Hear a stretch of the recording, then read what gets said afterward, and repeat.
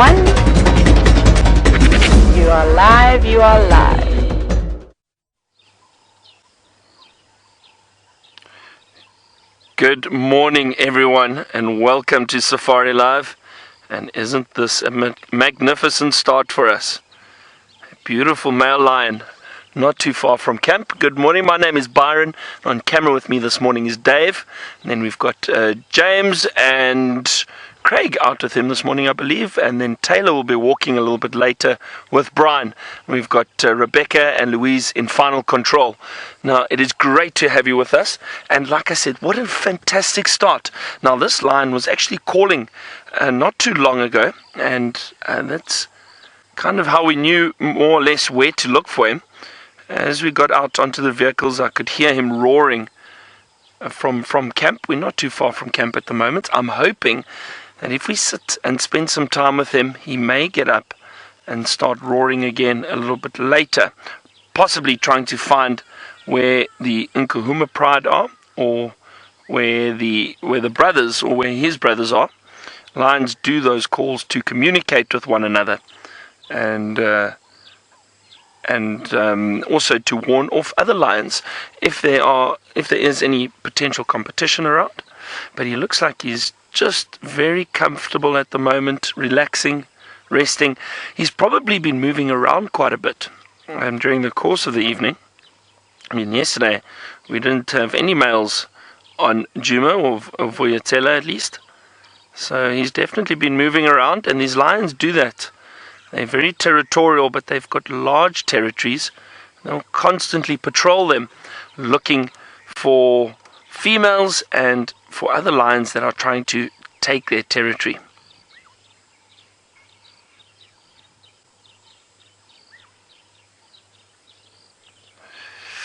Now, don't forget, because we are live, we love getting your questions and comments. So please send us your questions and comments either through Twitter at #SafariLive. Otherwise, email us questions@WildEarthTV. No, sorry. questions@WildEarthTV. I'll get it eventually. Maybe it's a bit too early. Now, James is itching to say hello. He's also out on drive this morning. Let's go over and we'll see you a little bit later.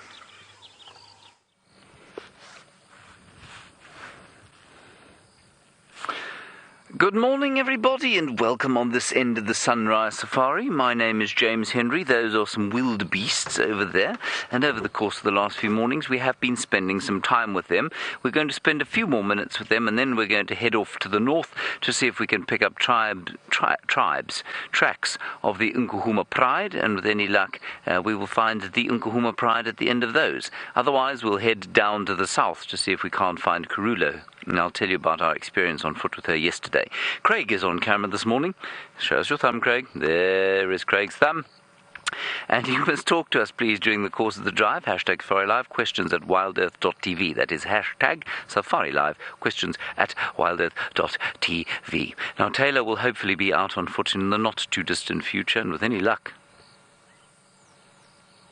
Connor Teagues will be flying his drone around the place. It is a sort of, cloudy morning. I don't know if there's any rain in the offing. Kirsten McLennan-Smith swore blind there was going to be rain all week. So far, that's been an utter untruth. Now, there are also some Impala off to the side there, all of whom are most relieved to have made it through another dark night in one piece. And I haven't counted the Wildebeest babies. We might just go across to them once we've had a look at the Impala. Some little ones there, and see if we can't count all of them. I think at last count we had 8, if I'm not mistaken. 8 little Wildebeest babies. Last year, the herd that spent most of its time here had 11 or so, I think, little youngsters. So let's count them. There we have none so far. Have you got one in there, Craig? There's one. Oh yes, well spotted. 1, at least 2, 3, 4. 4 in that picture. 5, 6, 7, 8. Good. They're all here. Marvellous. Now, they don't cross-suckle. That's quite interesting.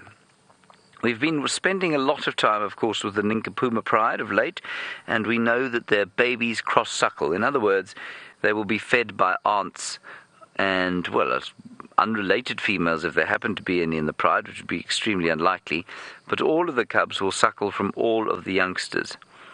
That is the only species I know of out here. Let me say that again carefully, make sure that I believe it myself. It's the only species I know of that will do that. Except perhaps elephants. If an elephant calf is orphaned, then it will be adopted by another lactating female normally. And in these ones, that is not the case. If mother dies here, what will happen is the calf will almost certainly die because the others won't adopt it. They won't allow unrelated calves to suckle from them. Right, that is all I have to say about the wildebeest this morning. I'm now going to press on to the north and see if we can't pick up a little bit of information on the Nkahuma pride. Information coming out of the north is sparse at the moment because there seem to be very few people on Buffelshoek, which is the property to the north of us. And that's because, well, the holiday season in South Africa is over for those of us not unlucky enough to work in the cities. We're not part of that unluckiness, so that's marvellous. Right, Byron is still with the mail line. Please tell me which one it is next time you come back here, and I will see you shortly in the north.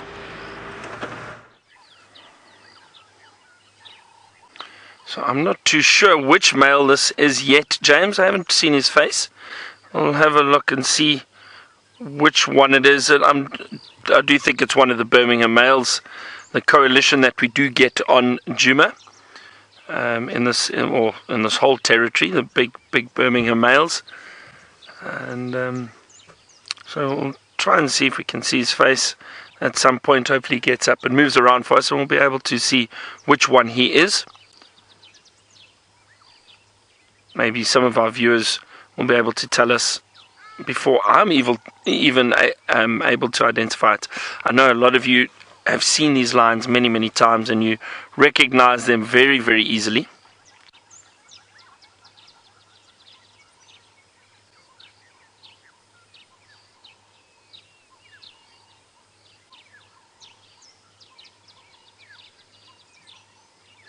I can hear the call of the ground hornbills in the distance. That deep booming call of the ground hornbill. Something like that. Hey Dave, almost. Yeah, close enough. Now I must be honest. I really enjoy sitting with lions and even when they are resting like this, especially these males, because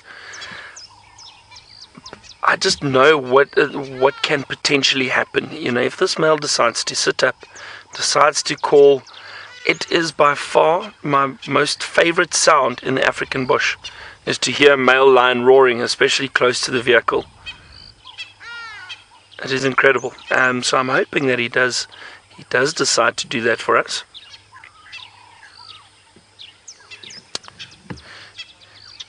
Kimmy, you noticed that and said that he looks a little bit thin. Now, Kimmy, he does, but lions are generally very slender animals, but he does look fairly thin, and there's an indentation just beyond the hips that you might be able to see between the stomach and the hips over there.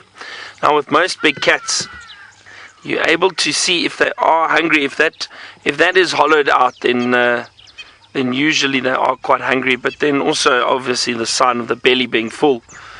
So he does look a little bit hungry, and perhaps that's why I was calling this morning, trying to find out where the Nkahuma pride is, the pride that we see on Djuma fairly regularly, find out if they haven't perhaps got some food that he may go and feed off of. Now, the males will definitely hunt for themselves if they need to, but it's a lot easier just finding a pride of lionesses and seeing if they have got food or not.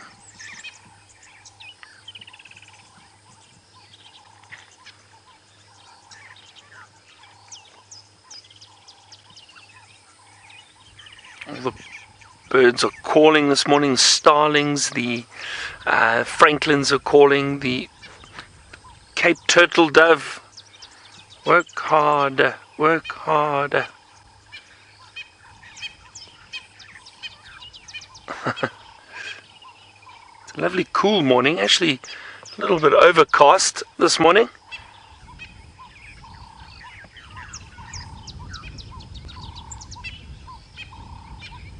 I think it's about 25 or 27 degrees and about Celsius and about 70 odd degrees Fahrenheit. 23 degrees Celsius and 73 degrees Fahrenheit to be exact. So a lovely cool morning, and this cool weather is always very, very welcome in summer.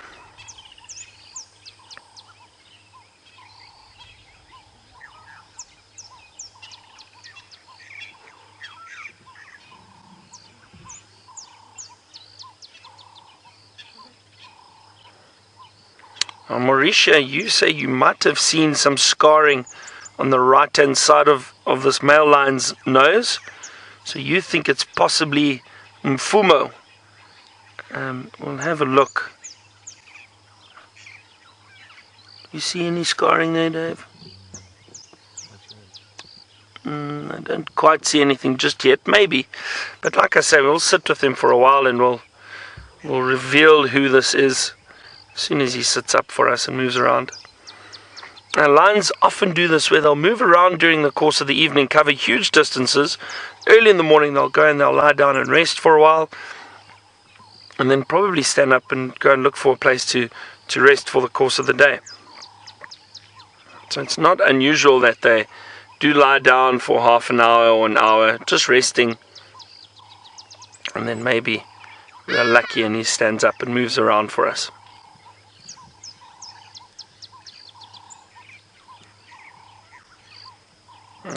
James got to see the Wildebeest herd that we've had around for a few days, and they seem to be doing very, very well.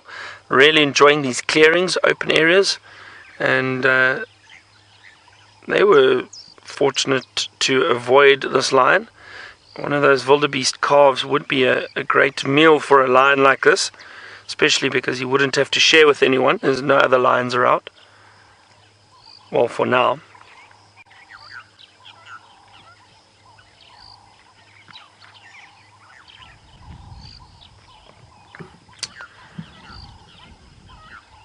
I'm going to stick with this male lion for a while. I'm not going to go anywhere. I'd like to see if he does stand up and hopefully roar for us. Patience is everything in the bush. While I do that, James is bumbling around. Let's see if he's found anything. Oh? That would be very exciting if it was a badger. You think it's a log? Oh, that thing there. Okay, let me look. I'm pretty sure it is too, but maybe. Oh, we're live. Hello, everybody. I'm afraid the final controls communications are not good at the moment. This is not to cast aspersion on Rebecca or anyone in the final control, but perhaps on our radios.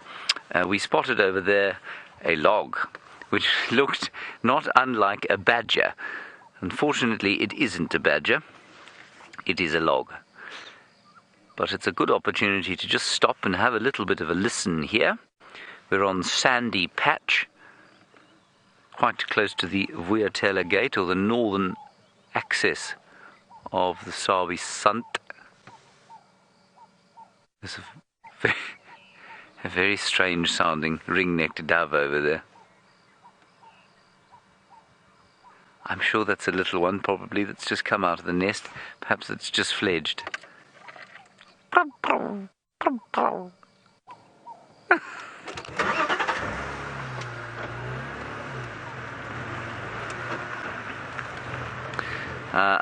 afraid we are failing to get any communications. There is a question coming through that sounded like this. But hey,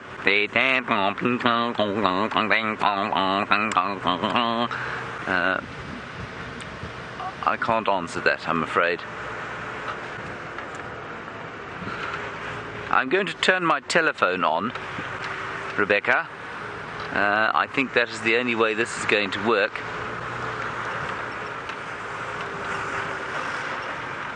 Oh dear, I think we've lost a tyre. Can you look down over the edge there, Craig? Just look over there. Does it look... A little bit low. Can we possibly link back to Byron? Is that possible? All right, let's go back to Byron. Goodbye. I know, I hope James hasn't lost a tyre. That would not be very, very good at all. Our beautiful male hasn't moved yet. He's still very, very relaxed. I hope all of you have had a wonderful day all around the world, depending where you're watching from, or had a wonderful evening.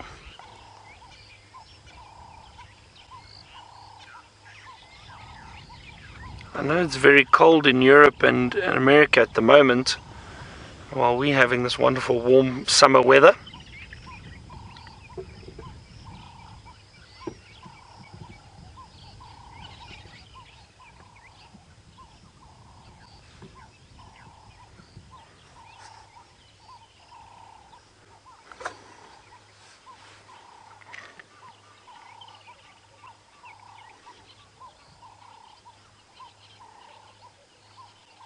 There we go, there's his face. Let's have a look. It does look like it is Mfuma. Isn't that the scar on his nose? I think it is. Let's see if any of you got a better view of him. You can tell us now who you think it is. I think it is Mfuma.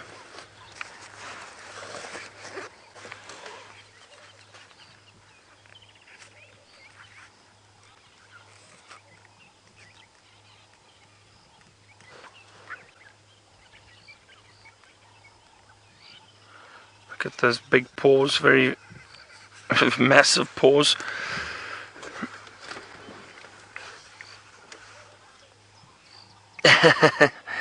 Cosmic Kitten, you say this lion is huge. He is indeed. He is a very, very large male lion.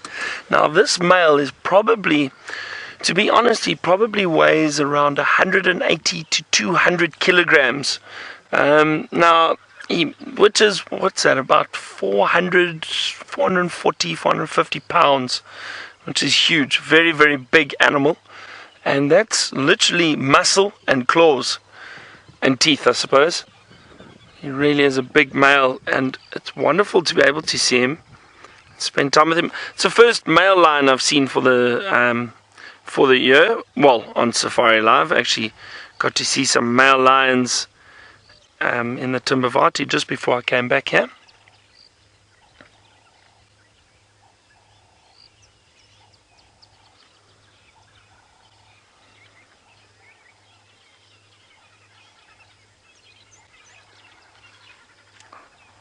What I'm going to try to do is, let me see if I can drive around and just see if we can't see his face again a little bit better.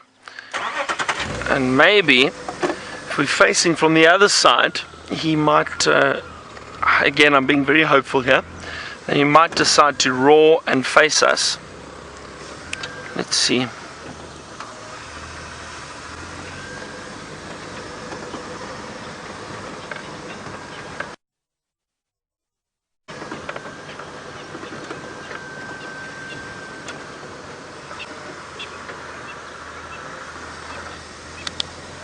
There we go, there's a nice view of him from here.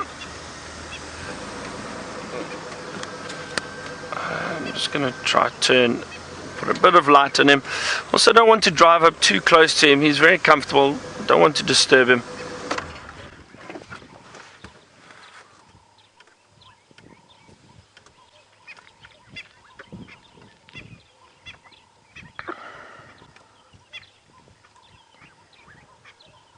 He just gave off a very, very large sigh. There's some flies around him, these little biting flies and that.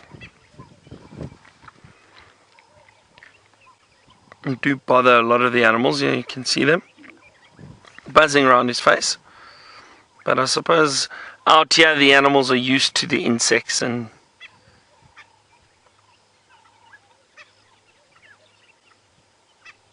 they've all got various ways of dealing with them. I suppose if you think of buffalo and elephant and Animals like that need to wallow in mud, and the warthog especially too. They love wallowing in the mud.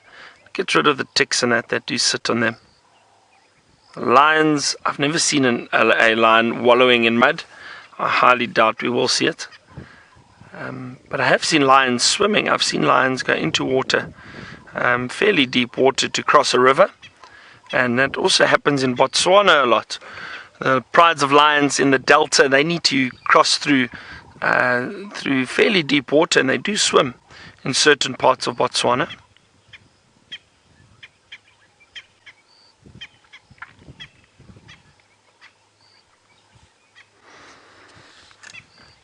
Now, if this is definitely Mfumo, and judging by that scar on the nose, I think it is.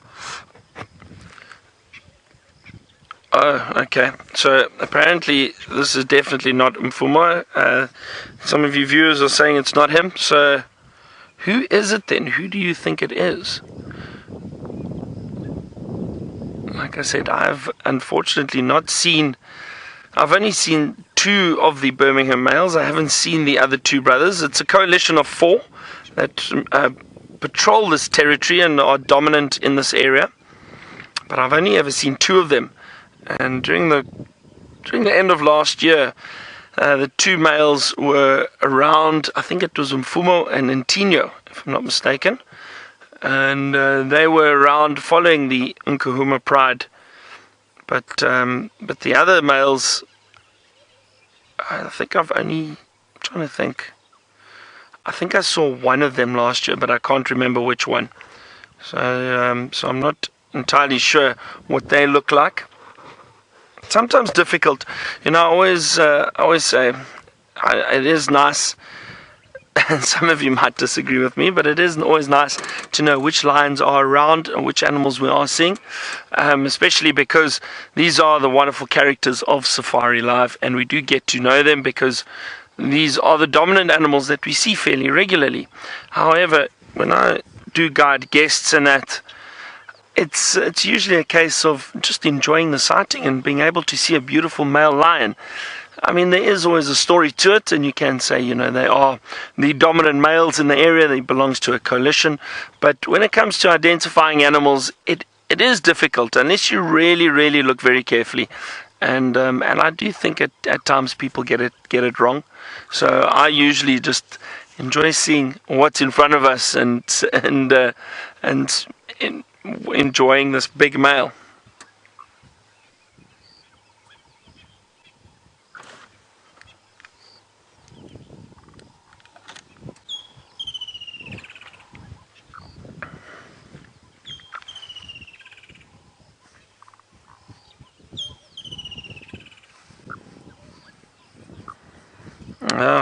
Now we've got a comment from Michael. Michael, thank you very much. That's very interesting.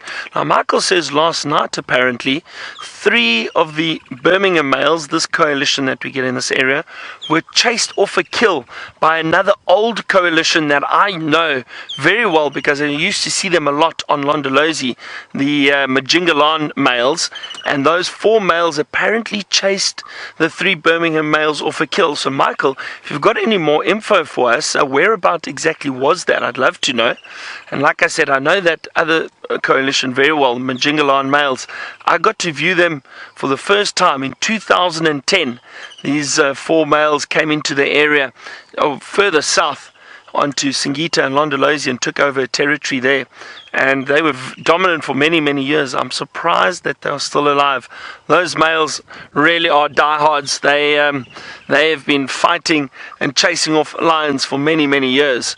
And they've been very, very successful. So it's interesting that they would have chased the Birmingham males off of a kill. And that again is why these coalitions stick together. It's strength in numbers. They're able to chase off other lions. If they are together, if it was one male, you probably wouldn't have as much luck.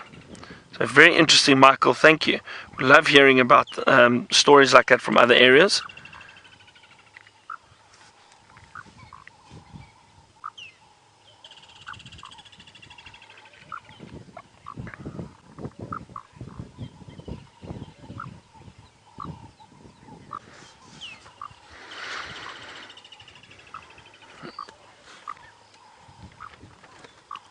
Now, Ruth, you asked, is this a public road, and what do people do when they come across animals like this? And you're all the way from Costa Rica. So, Ruth, this is not a public road. We are in a private game reserve. We're right up in the northeastern part of South Africa, in the Greater Kruger area, and this is private land. We are on Djuma Game Reserve, so the only vehicles that would move around here are us and the other vehicles that are driving guests around. So I think the dam cam can see us too. Hello, everyone. So Ruth, this road is purely used by the vehicles that are taking people on safari, and it's not used by the public at all.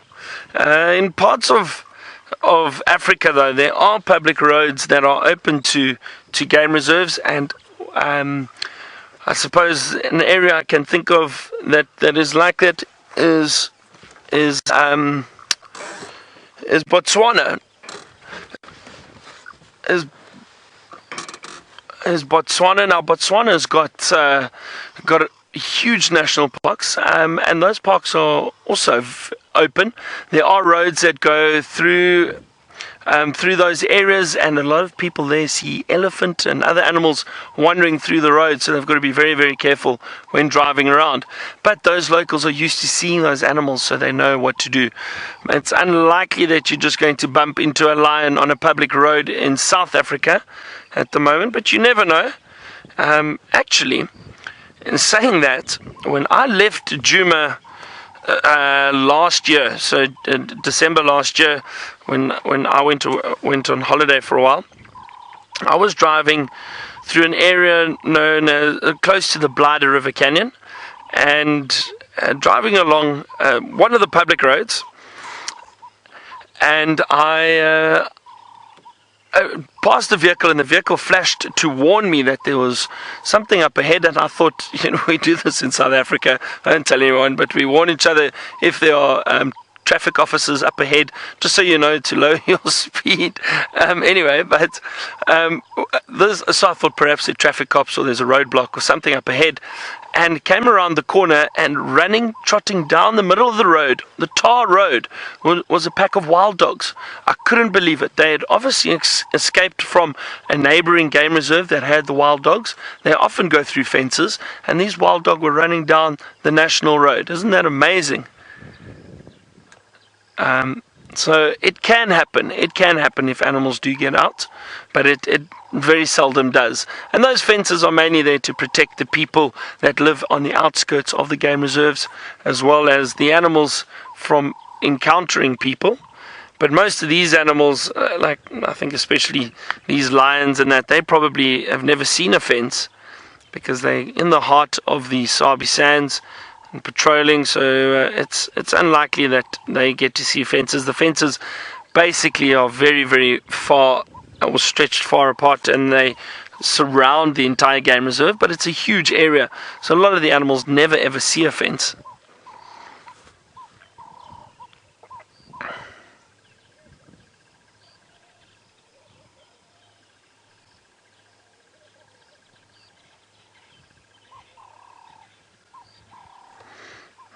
Now, it sounds as if James... well, the wheels haven't completely fallen off. James has managed to fix it. So let's go and get an update from him and see where he is.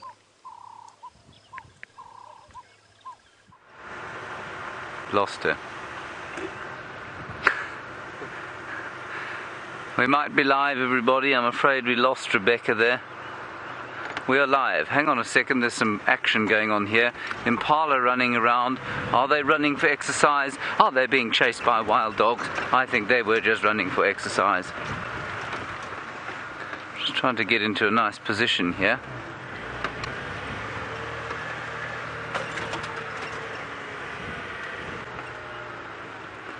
There we go. Look at them run. The little ones. Oh, that's wonderful. Just getting their sort of, their excitement on, I guess, as the morning breaks. There they come again.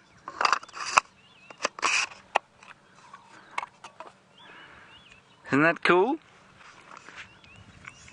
And of course that's teaching them all the physical skills they require to eventually escape from actual predators, as opposed to the virtual ones they're imagining as they run across the clearings. Gorgeous. That is very sweet. Just the four of them running up and down and up and down.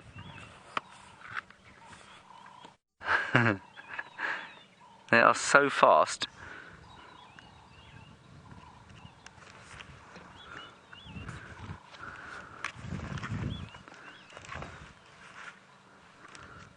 I've got a nasty suspicion that we're off air. Question 3. My boyfriend Mike thinks that gazelles and impalas are the same. I'm just getting a question from Rebecca. Difference to him. Hello, Bree. You say that your boyfriend Mike says that gazelles and impala are the same thing. Well, you heard that question, of course, being relayed. Bree, you are correct. I'm afraid, Mike, you're going to have to eat a little bit of humble pie for breakfast.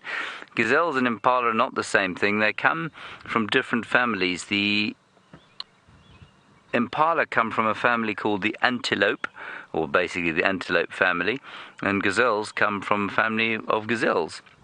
Now, they're not far related from each other, but they are not really the same thing in so much as, well, I mean, some of the different superficial characteristics are that gazelle females also have horns. Very few of the antelope females have horns as well, the wildebeest being the notable exception. And gazelles we do not get here.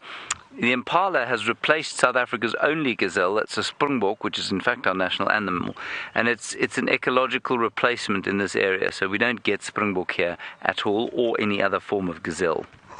Right, just to let Rebecca know, there is now no signal on my telephone either, so should you wish to get hold of me, well, I suggest you send a carrier pigeon, or perhaps just transfer whatever information it is via mental telepathy. That would be great. Thank you so much.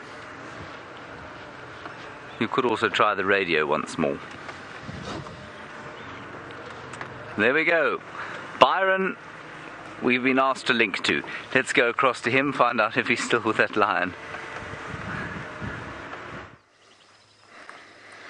Oh dear James, what have you broken now?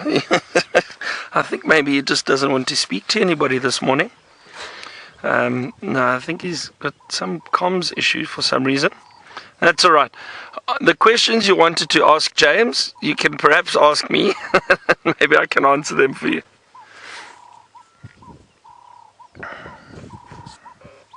If it was about the flat tire, I'm unable to help you with that. I don't know what he did. Or the tire that he apparently lost.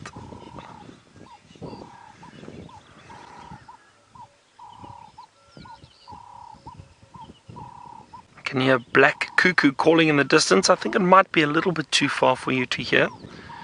And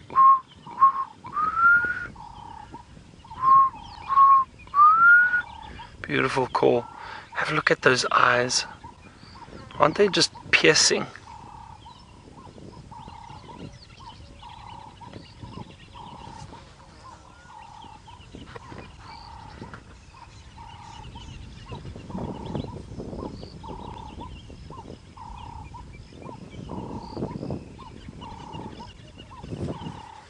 You can actually see that white, or the white hair and the white under the eye of the lion.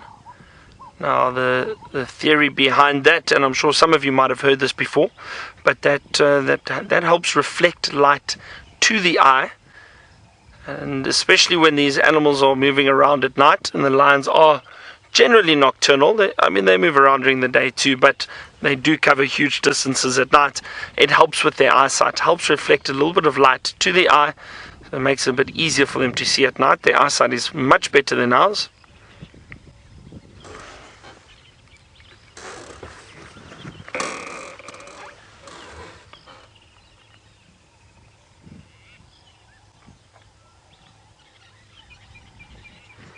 I really thought he would become a bit active a lot sooner, but that's wildlife. You never know what they're going to be doing. Look at his mane blowing in the wind there. Now their hair is apparently very, very coarse. I've never touched a lion, but that hair I can imagine is very, very coarse. Ooh, now James has got a scavenger he'd like to show you. Hopefully the comms are working now. Let's go see.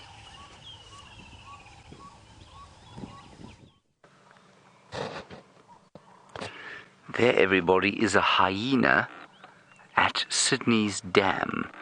And we can't get any closer. That's why the picture's just... Well, I mean, look, it's not the best hyena view we've ever had. But it's drinking here, and interestingly, it must be one of our hyenas. One of our Djuma clan of hyenas that don't live at Djuma anymore. And at this distance, almost impossible to get an identification on it. But we are seeing them more and more. And I wonder if this isn't the beginnings of their long migration south back into Djuma, where hopefully they will set up shop. And I know that many of you are missing our hyenas as much as we are. And for some of you, for our newer viewers, you won't even know what we're talking about. But we seem to spend hours and hours of enormously entertaining time at the hyena dens, the various ones dotted about Djuma, watching the little cubs. Yes, M. Rouse, I have to agree with you. It does look like a very skinny hyena. I'm not sure why it should be skinny. Perhaps it hasn't been very good at scavenging lately. But we reckon that these hyenas are possibly spending more time hunting than normal. They like to eat baby impala, and sometimes they can catch the herd sort of unawares and chase the little ones, and sometimes they will catch them and actually eat them. They're not normally fast enough, and if you look over to the right-hand side there, you can see a herd of impala. I think it's largely a bachelor herd coming down to drink. I mean, they'll know that hyena's there. He's not making any attempt to hide. But those impala, as adult males and young males, not vaguely afraid of one hyena. But of a group of them coursing after some youngsters, well, then it's possible that they'd catch them. But I have to agree, that one looks a little worse for wear.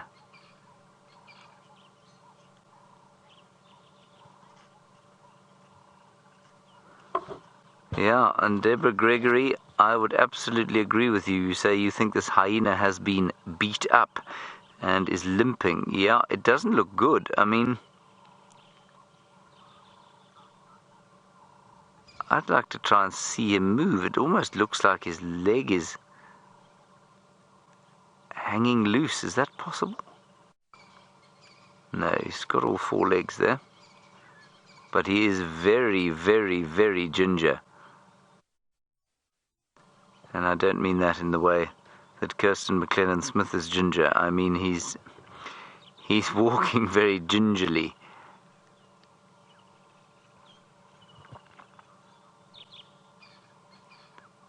Yeah, Deborah Gregory, you're absolutely right. There's definitely something a little bit amiss there.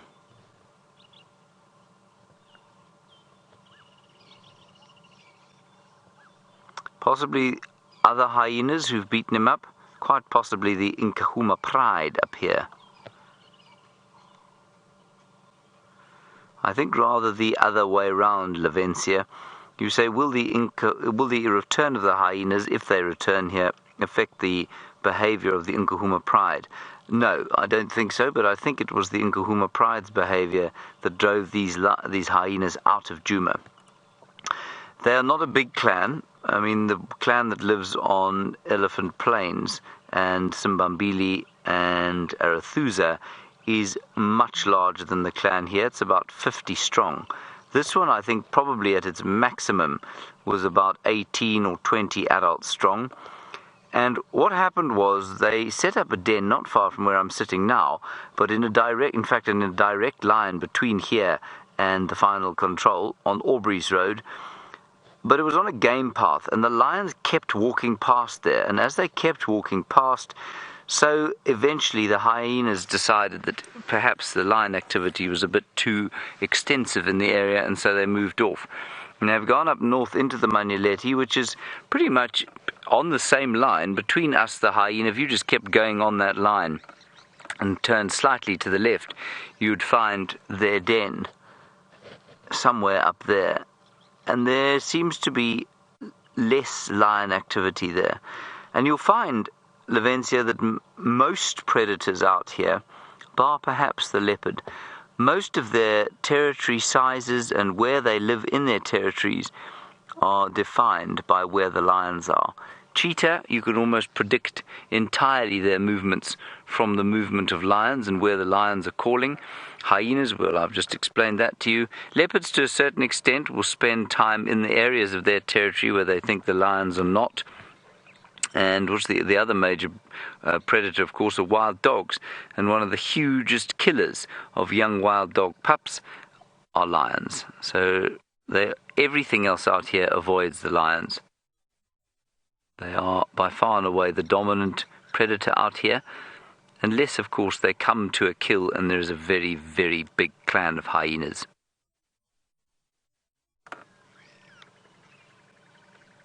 Now, White Lady Aylwin, you're wondering about white muscle disease and whether it can affect hyenas. It can apparently affect all mammals. So it's caused by a lack of vitamin E and selenium. I think the vitamin E is required to transport selenium around the body, hugely important for immune functioning, and that in turn is a function of the amount of fat that there is in the body, and so all mammals can suffer from it apparently. But I suspect that the hyenas were eating a far more varied diet than the lions were at the end of the drought. Remember, at the drought, the lions were just coming across buffalo who were sort of standing in front of them. They'd kill the buffalo and eat them. They didn't have to go and look for anything else. The hyenas were probably scavenging on quite a lot of other kinds of food, and so perhaps got a bit more fat, vitamin E and selenium in their diets. And then over here, the impala, for example, they too could get white muscle disease, I think. But because they were eating grass and leaves, perhaps those particular trace elements, I'd no doubt that they did suffer various other effects of the drought, but perhaps the selenium and vitamin E problem did not occur to them because those two, well, one's a vitamin and one is a mineral, lives in the food that they eat, I would imagine. But as far as I understand it, white muscle disease can affect just about any mammal. Okay, we're going to press on from here. We need to head off towards the eastern side of the reserve and see if the ninkapumas haven't come across. And then if they haven't, we'll go down and see if we can't spot Kurula, the great queen. Excellent. Now, I think we might lose signal here, so we'll find out. Byron is still trying to identify the lion that you're looking at. It's very exciting that he can't. Let's head back across to him and see if you can help him.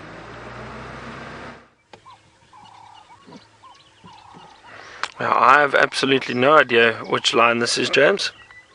So I'm not sure if any of our viewers have made any other comments or have been able to see or identify him.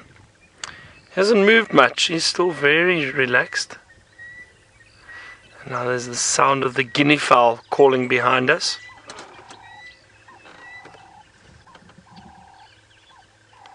And two guinea fowl actually chasing each other earlier.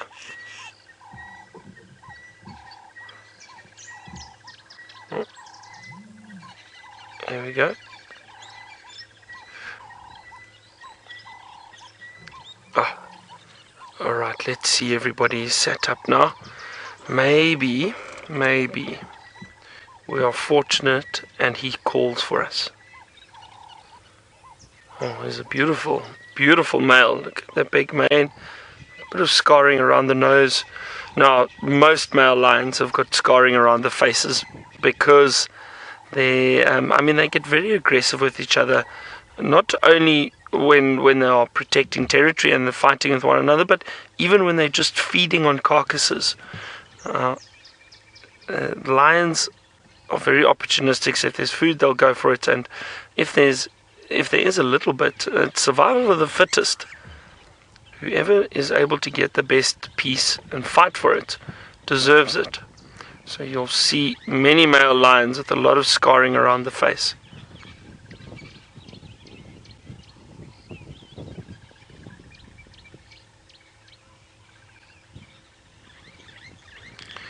Olani and Amani, you wanted to know what is the function of that big mane that the males have. Now, it plays a huge role.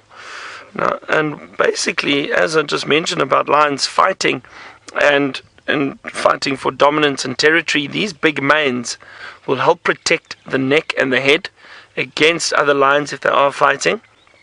And if they happen to try and bite the male around the neck, hopefully that the thick hair will help protect the vital parts of the neck so they don't sustain any serious injuries. Now that's the main reason behind the mane. And also to look more impressive for females, and hopefully you attract the females. Females will then potentially be more susceptible to mating with them, with these big strong males with these huge manes, but it's mainly there to protect them against other males.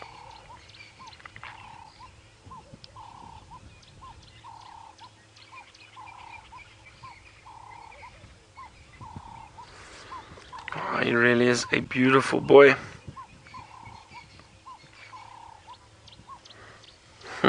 See how he's just scanning the area. I wonder what he heard, or if he can smell something. I'm trying to look behind him. I don't see anything moving there. So I'm not sure if, and again, I mean, their hearing is so much better than ours, and their sense of smell. So I'm not sure if he has smelt something, or if he's heard something.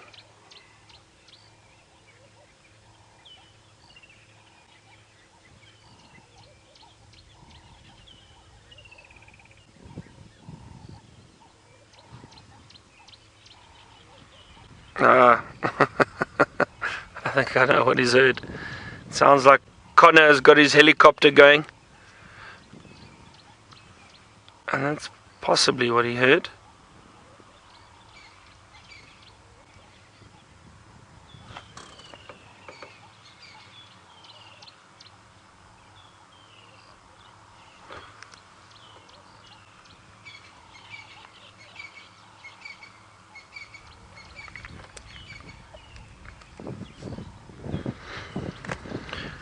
Eric and Meg, good morning to you. I hope you're enjoying the show so far with us. You wanted to know what the biggest threat to lions is, apart from humans, and yeah, humans are a big threat, but out in nature, in their natural environment, the biggest threat to lions would be other lions. Now, even a big male like this, he has to be very careful that he doesn't bump into another coalition of males that are potentially trying to take over their territory. If he is alone, he would not be able to defend himself as well as if he had the brothers around. So the biggest threat to lions is other lions. Listen, hang on a second. A nice big yawn.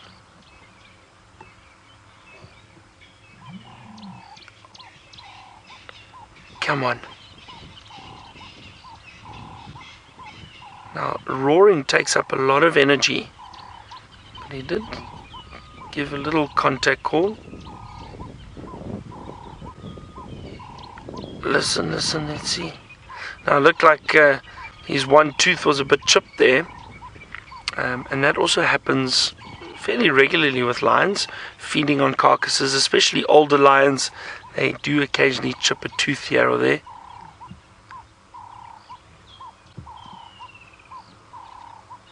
Oh, let's see, and so, oh dear, he's got a bad limp.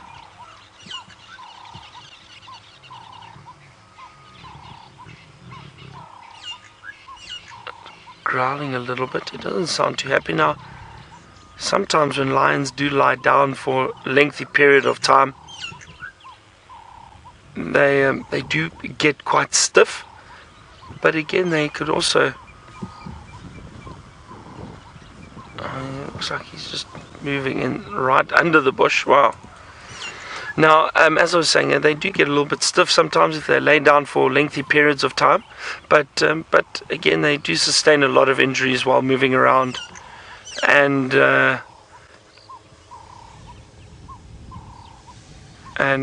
fighting with other lions.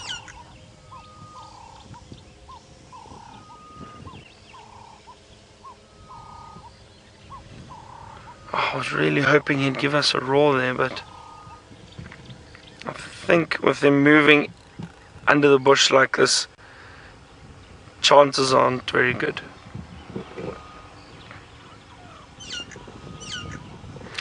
Willow, there aren't really many common illnesses. There are a few that lions and that do contract.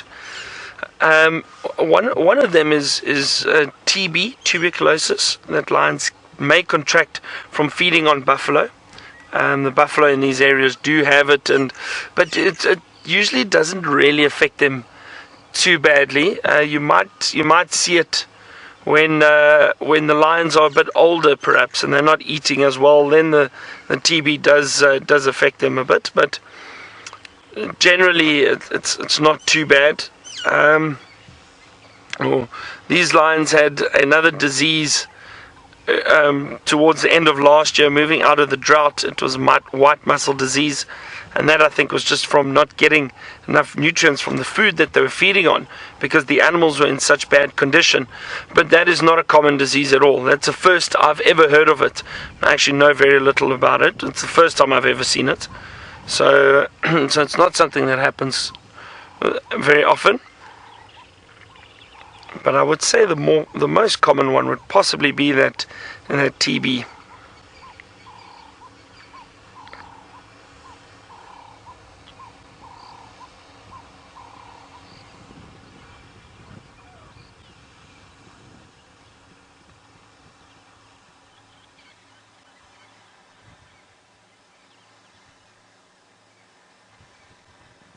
So as I was saying, I think with him moving into the bush like this now, I don't think he's going to really call for us now. But James and I are not the only ones out here this morning. Tayla has just emerged from camp and she's out on bushwalk. Let's go say hi.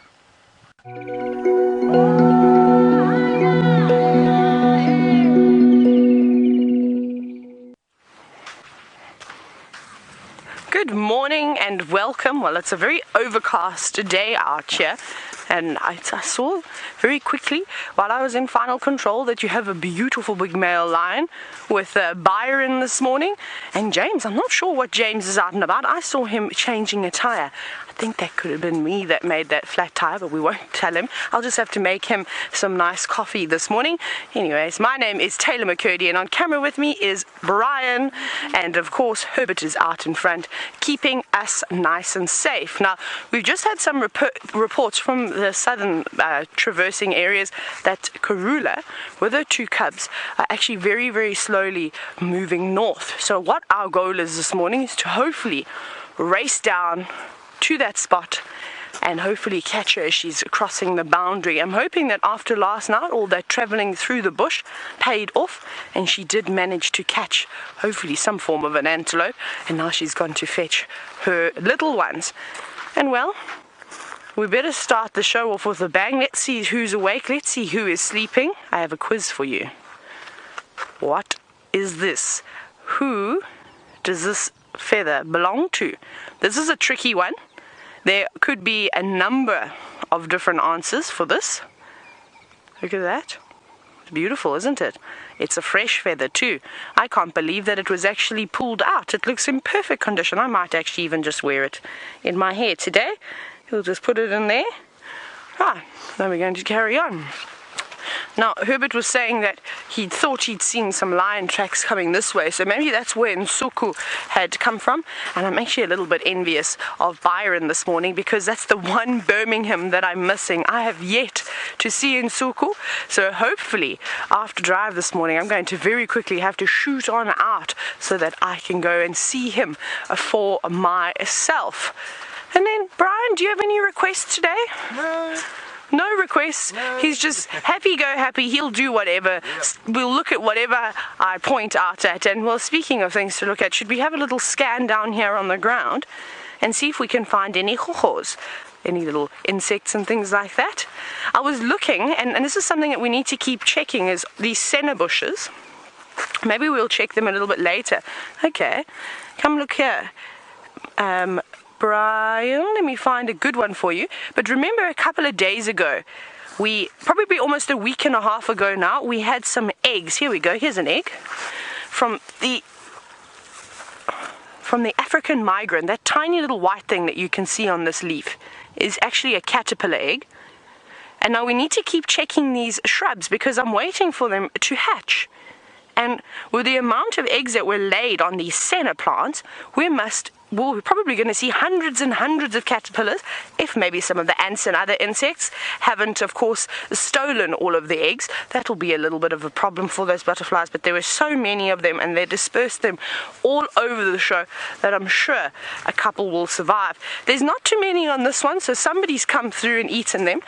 So maybe on the way back this morning we'll do a loop back towards, the most southern road that runs along the drainage system of Quarantine Open Area, and hopefully we will find an abundance of these caterpillars.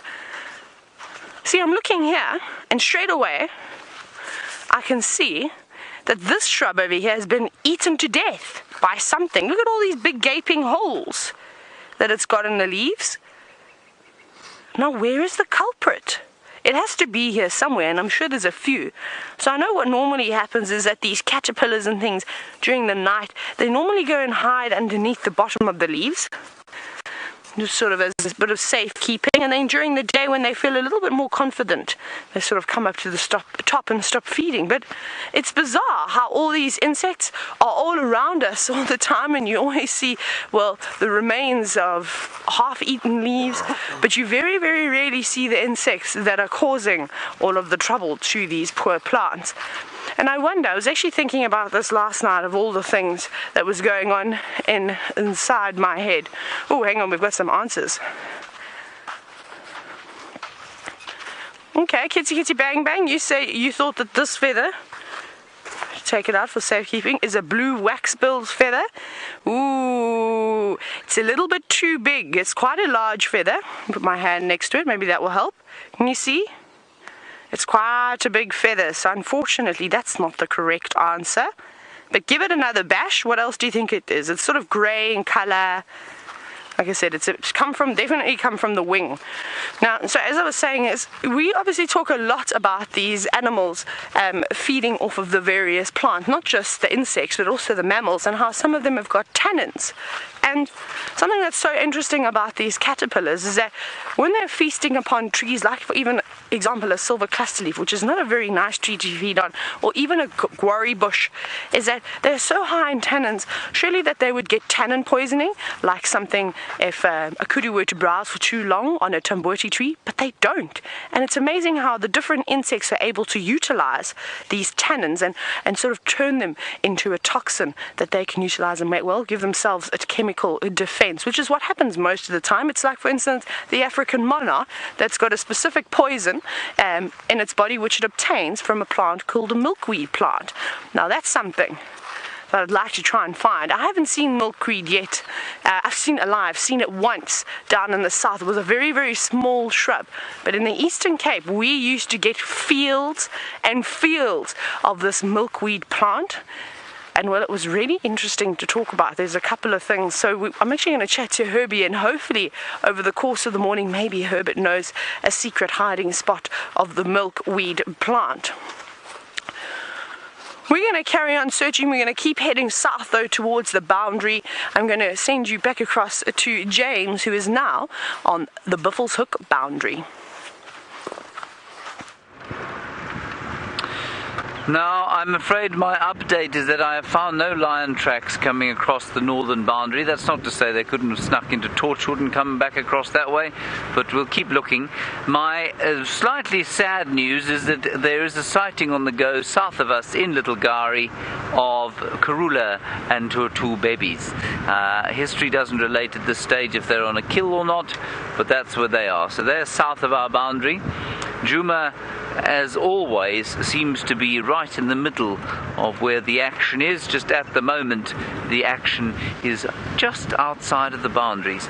There is, like I say, no one on Buffelshoek at the moment, so no one's driving around there. And so what the Nkuhuma Pride are doing, I'm afraid I cannot tell you at this stage. Now, we had tracks of the Styx Pride yesterday on Cheetah Cut Line. This is our eastern boundary, or Cheetah Cut Line.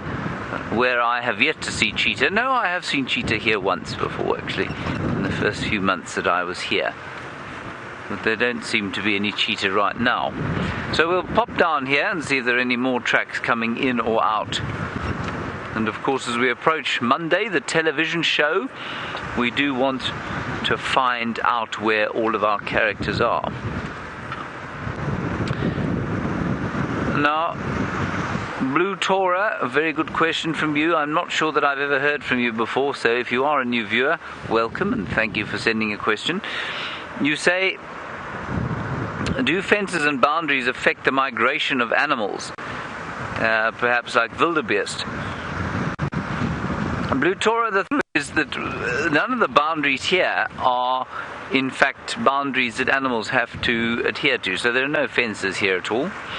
And the area that we're in is part of the Greater Limpopo Transfrontier Park, and that's quite a mouthful at this time of the morning, but it's an enormous area of 8.5 million acres, and so there is no physical impediment to stop animals moving around. There are, however, other impediments that have put paid to any migrations there used to be, and that's water.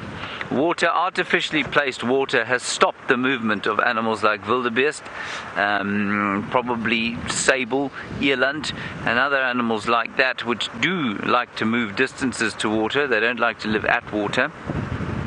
And so, yes, there has been a reduction of migration in the area, but it's got nothing to do with fences.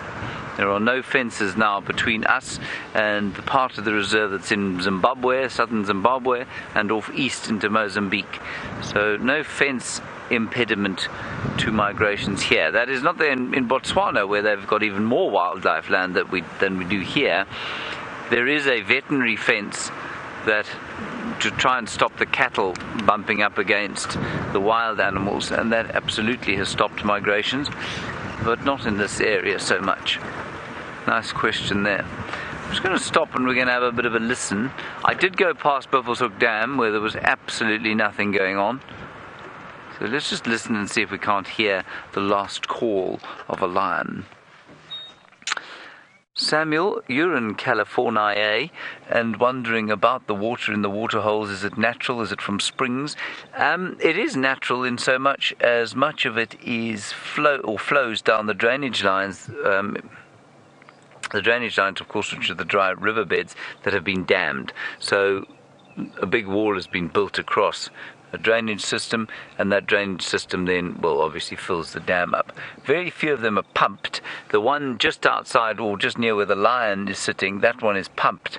So there is a spring way away from there that has a pump in it that brings water in, but there are very few actually natural springs in the area. We've got some male... No, these are the lioness tracks that we had yesterday. Styx Pride coming down this road, but that's from yesterday. So we're not going to catch up with them at the moment. Well, not unless they've come back. That was a good question, Samuel, because often people think that this is a very dry area, and naturally it is a dry area. On the road there, a little golden-breasted bunting. Beautiful. And a whole lot of ants knocking about. Let's see if the golden-breasted bunting wants to eat an ant, or if he is only going to eat what his beak was designed for, and that is the eating of seeds.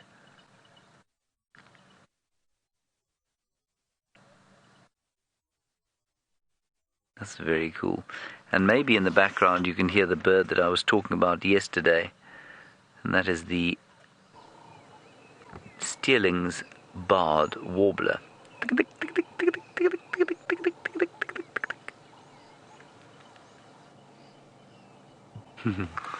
Or the Steerling's wren warbler now, I think it's called. Let's go a little bit further. And Alice, you're in Ohio while we're looking at these birds, saying you'd like to see a black-headed oriole. They are notoriously difficult to get on camera, and not quite as notoriously difficult as their well, slightly, I think, more lustrously coloured European golden oriole version, and we would certainly try. There are plenty of black-headed orioles around, but they very seldom are very easy to get on camera. What is this that we are looking at here? An animal has walked past here and lain on the ground, but I see not a cat track moving from here. Ah, no, I talk lie. I see not a cat track, but I see much hyena track. Yes. It was a hyena that lay on the ground there, going the other way, north. And a spider is now climbing on me. Now, many people, of course, would find the feeling of a spider's web on their face, or the thought of a spider crawling about in their ears or up into their hair, absolutely terrifying. And it's amazing, I used to feel exactly the same way when I first moved out here, but no longer. Now I'm quite used to it, and I enjoy the sort of tickly nature of the gossamer threads as they move across my face, and the little feeling of 8 legs walking up the side of my face. Now you get quite used to it. Let's head back to Byron, who's still with that unidentified male lion with limp.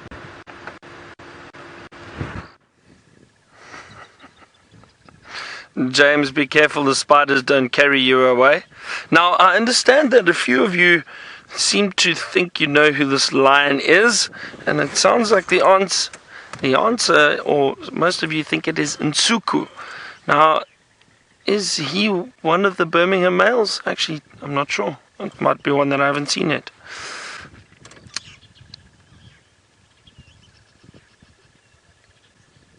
Okay, yeah, so he is part of the Birmingham coalition, that's right.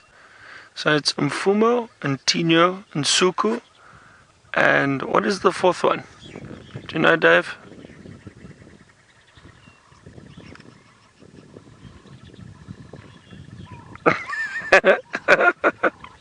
Is it Nene?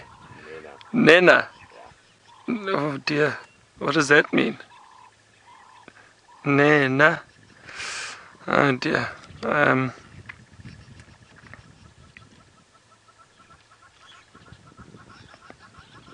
Nena means the warrior. Okay, that's interesting. So I don't know where some of these names come from. Well, I'm assuming they're all Shangaan names, Shangaan words, from the local tribe that comes from this area, Shangaan. Now, James's Shangaan is much better than mine. I can kind of get by with a little bit of game drive talk, but not very much. I can greet, say good morning and good evening, and I can say I am hungry, which is something that is very important out in the bush. I am hungry and it is hot.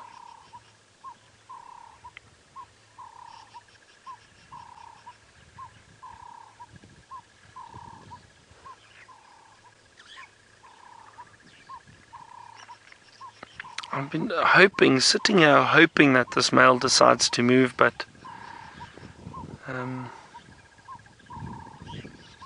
seems very comfortable under this bush. But that's a good thing, because if he does decide to stay here, I think the day is going to warm up. I do think this cloud cover will eventually burn off, and perhaps he will be around for this afternoon. Maybe we'll get to hear him calling this evening.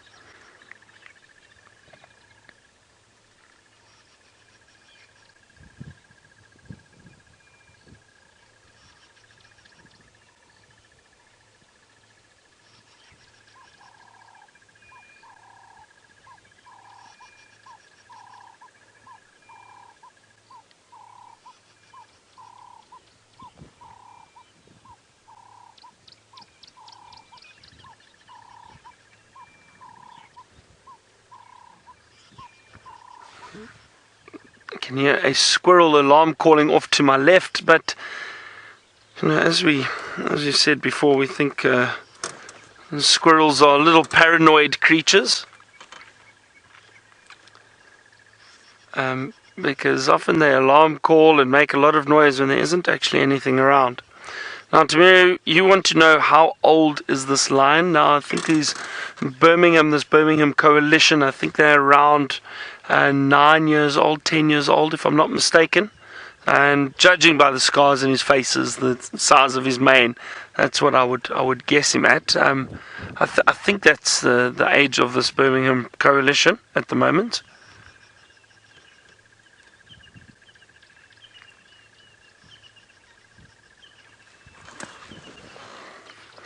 Maybe some of you who know these lions a little bit better than me can just help me with that. But I think they're around 10 years old.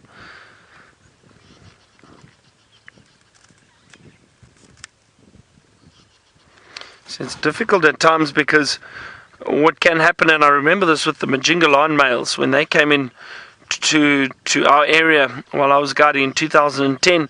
The manes weren't quite full yet, but they were big lions, and they arrived. But they'd come through not just from the northern Sabi Sands or whatever. They came through, I think, right from the Manyaleti. So they'd obviously been pushed out of a pride by other male lions. So no one knew when they were born actually.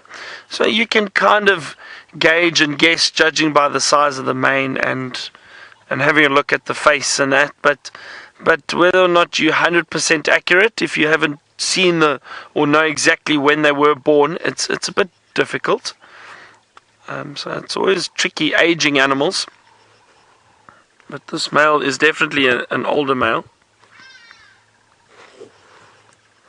And I'll say that again, just based on, waking up, that slow movement and the scarring around the face, big, thick mane.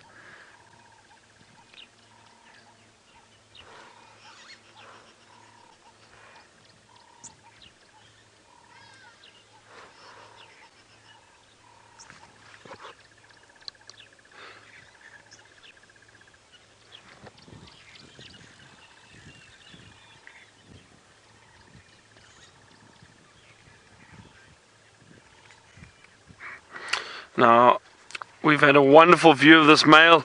Lovely to see him. Unfortunately, he didn't call for us this morning, but it's not to say he won't do it a little bit later. So we'll definitely try to find him again, probably this afternoon. We're going to leave him now, give him some space, let him rest.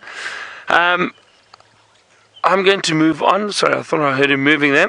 While I do that, Tayla is still out on a bushwalk, and maybe she's got some answers to her feather question.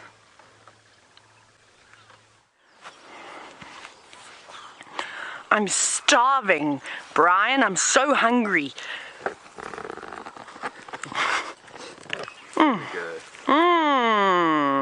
Look at that pleasure on your face. This is delicious. Starting off our day with a couple of berries. We're practicing our gathering techniques out here, going back to our ancestors. And I don't think that this tree really needs too much introduction. Most of you will know it, and I'm sure you're probably all sitting there licking your lips in envy and wishing that you could taste this beautiful white milkberry bush. And I love the fruit. I think that they're very tasty. You're supposed to eat them when they're nice and white like this, and they get quite large. I think this one is going to be a little bit bitter.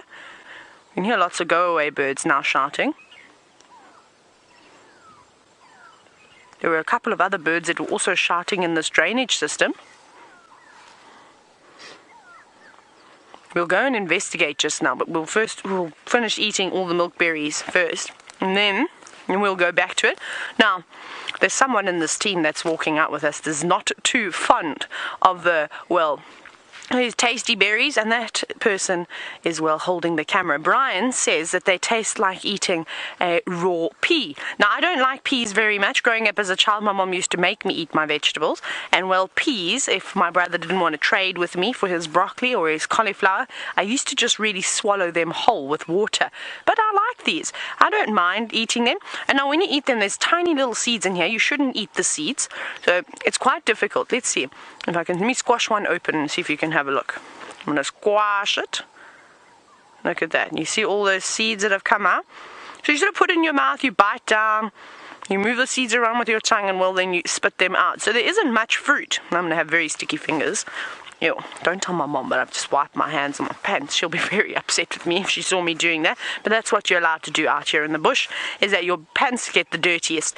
And something else that's really amazing about this tree, and I must remember it, because hospitals and dentists and all those types of things and pharmacies are very far out here. But as you know, we're fortunate enough and we have so many different types of plants and trees and things out here that, well, we can really utilize as our own personal pharmacy.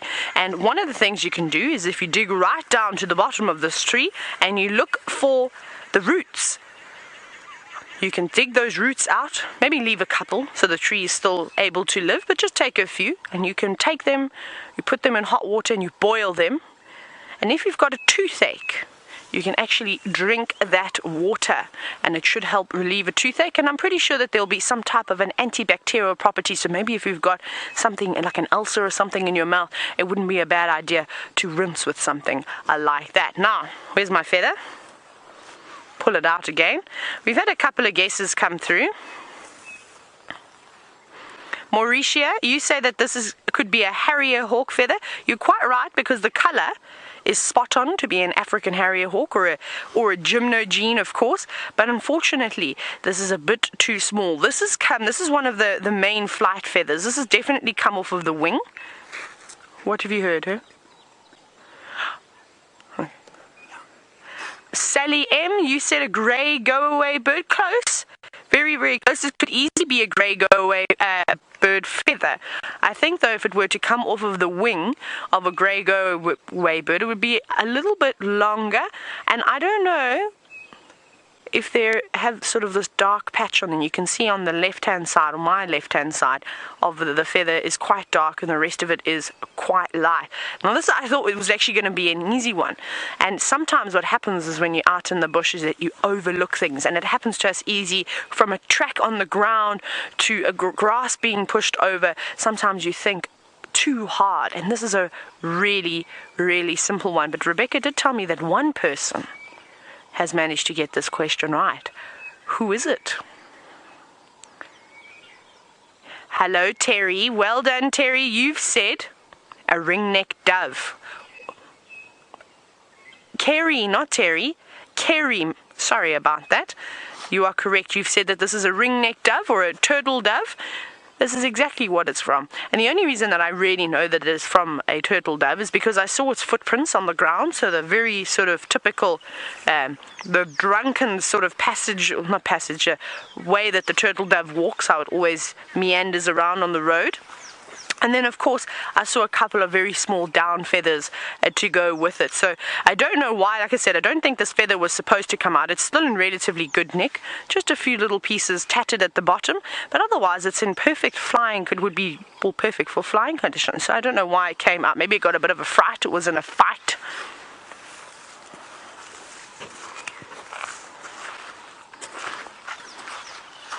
So, what have you got, Herbie? I can't see what you're pointing at. Oh, there. Hey, that's cool. Look at this. Look at what Herbie's just spotted. A beautiful caterpillar. This is a nice one. This is a navy blue colored caterpillar. I haven't seen this variation before. A hairy one again. And now sitting on a bushman's grape. And you know, it becomes so difficult when you're trying to identify or put the caterpillar larvae to the butterfly, or the moth larvae to the moth. And that's just because some of these plants have got about 3 or 4 different plants that they will lay their eggs on. Sorry, I meant butterflies that will lay their eggs on the plants. Plants don't lay eggs. That would be a bit strange. So I wonder who this is. This is the first time I've seen the navy blue one. It's beautiful, isn't it? But it looks very much like the others, so maybe it's just a color morph difference of a specific species of one of the butterflies, really.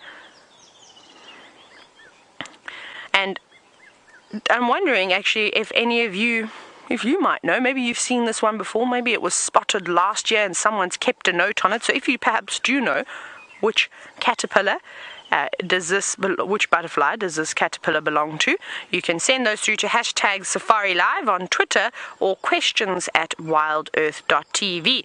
We're going to keep on moving now. We're going to maybe see what these birds that we're alarming are doing. going to go have a little scratch. I'm going to send you across to James, who has got some buffalo for you this morning.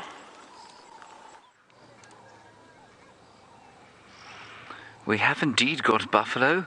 It's the same 3 buffalo that nearly ran us down yesterday when we were on foot. That's a bit overdramatic. They didn't nearly run us down. But we did come across them yesterday while we were on foot, and we disturbed them from their water. Initially I thought that was 2 bulls and a cow, but I think it's 3 bulls. This is definitely 3 bulls. And it's actually just very pleasant to spend some time with some buffalo again. Especially in a picturesque little setting like this. Now, what I do need to tell you perhaps is that, of course, the buffalo is part of the Big Five. And the Big Five is, to my mind, one of the most insulting things ever developed about African wildlife. It is, of course, about hunting them, and they were the most dangerous animals to hunt, apparently. Anyway, I think while a buffalo is an impressive creature, like these ones are, to me they're not nearly as incredible as giraffe, for example, or cheetah, or wild dogs, none of whom form part of the Big Five. And yet when people come to Africa, all they want to see is the Big Five, normally because that's what they've been told they should be seeing. This one is now up and rubbing himself on a bush, while his friend does that strange buffalo thing of, urinating where they lie. Now that's a bull with a very unimpressive rack of horns. But he's in very good condition. The muscles around his backside look pretty good. There are no hips showing. And the other one just coming out now, rubbing his head up against the tree. And you'll be able to see that. You'll be able to see that the tree bark will go red pretty much behind that. And there are often lots of theories about, why do buffalo rub their horns against bushes? Perhaps it's some kind of territorial marking to show that this is their area. I think it's purely because they get itchy. And I think also, many of you will know about those keratophagous moths. There's moths that eat keratin, and keratin is the covering that is on the buffalo's horn there. Those keratophagous moths, I suspect, lay their eggs in the horn while the buffalo is still alive, and I suspect it becomes extremely itchy.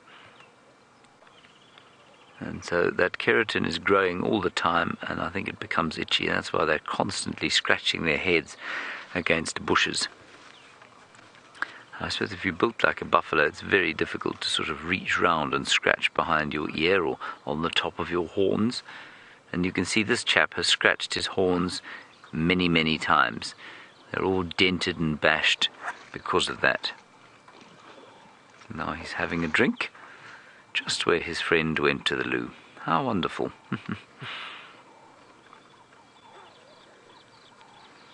It is rather picturesque here. Shaded by a large jackalberry tree, a couple of nice rubbing bushes, some water to drink, some mud to roll in.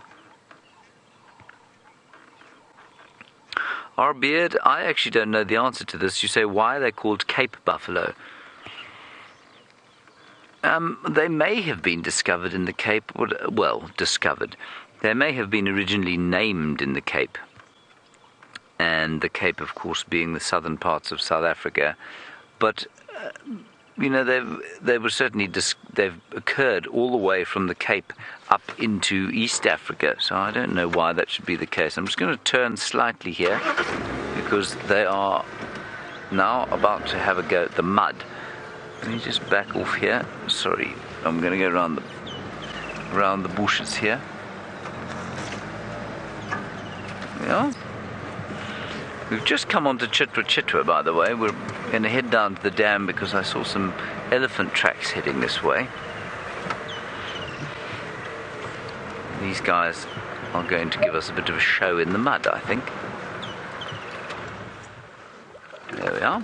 Ah, nice to lie down in the mud there.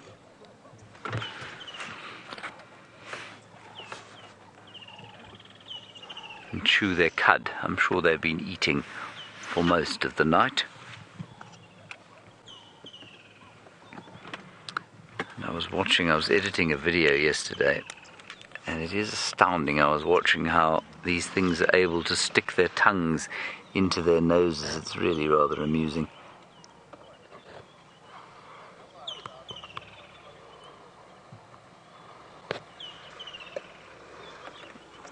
It's raining. Well, raining's a strong term, but there certainly is a bit of drizzle. Hope that doesn't carry on for too long.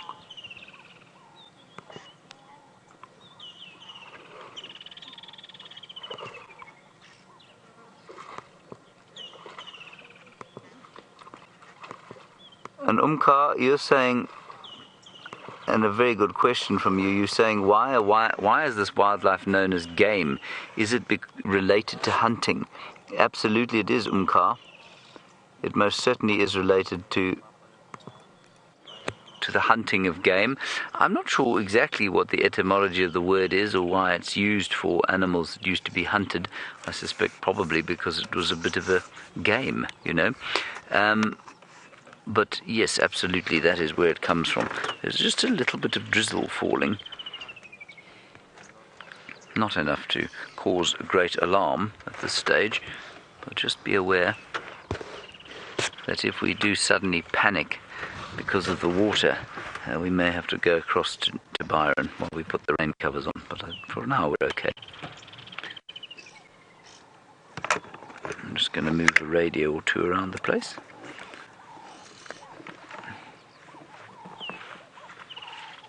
We don't need to put the rain cover on yet, Rebecca, fear not.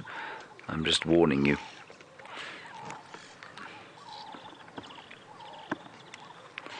She says thank you, everybody. She says thank you for my warning.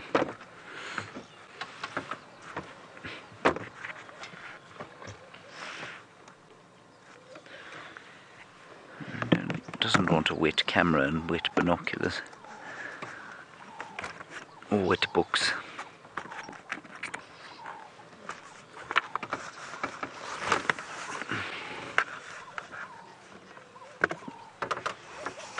Well, TCS, a nice one from you about the stagnancy of the water and the obvious presence of what must be a horrendous number of bacteria, and you say they're not affected by that. TCS, no, they aren't. And it's simply because they've got used to it. And I always like to use the analogy of travel, for example, to a place like India, where if you are not used to living there and you eat it, or you drink water from a tap, or you eat some sort of uncooked salad or something like that that's been washed with the water, you will come down with what's known as Delhi belly for weeks sometimes. But the Indians have no problem with it because they've grown up there. Their stomachs are used to the bacteria. Now, it's much the same here. If we were to drink that water, we would be in some state of distress, but because the buffalo have been doing it forever, they have the enzymes and the bacteria in their stomachs to be able to deal with whatever they find in that water. So, yeah, I think that's probably the reason why they don't. And, I mean, elephants, for example, can drink water like this, but they will specifically choose to clean water if they can. Lions and leopards have absolutely no problem drinking water like this. They also have no problem eating rotting flesh completely. So it really just does depend on what you're used to and what your digestive tract is able to cope with. Tom, you're wondering about which animal has the best resistance. I don't think that's a question we can answer. I think all of these animals have an amazing resistance to the diseases that are out here, otherwise they wouldn't survive. I think the animal perhaps that you're looking for in this explanation is a hyena. They are able to eat the most rancid type of food because they have the most acidic digestion. They can digest far more than other animals, and so they can probably take on slightly more in the way of bacteria. But for each strategy that there are cost implications. I mean, it's energetically expensive to have a digestive system like that. But for every animal here, they fulfill a certain role in the ecology, and they're able to cope with a suite of diseases and things that they need to be able to out here. They're agreeing with me, you see. They're just looking over here and deciding that I'm absolutely accurate. Thank you very much for your compliment there. He's a little bit disdainful. Maybe he doesn't quite agree with what I said.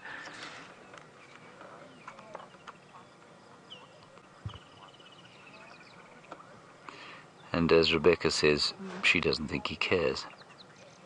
Thank you. Thank you very much, Rebecca, for that kind addition to our game drive.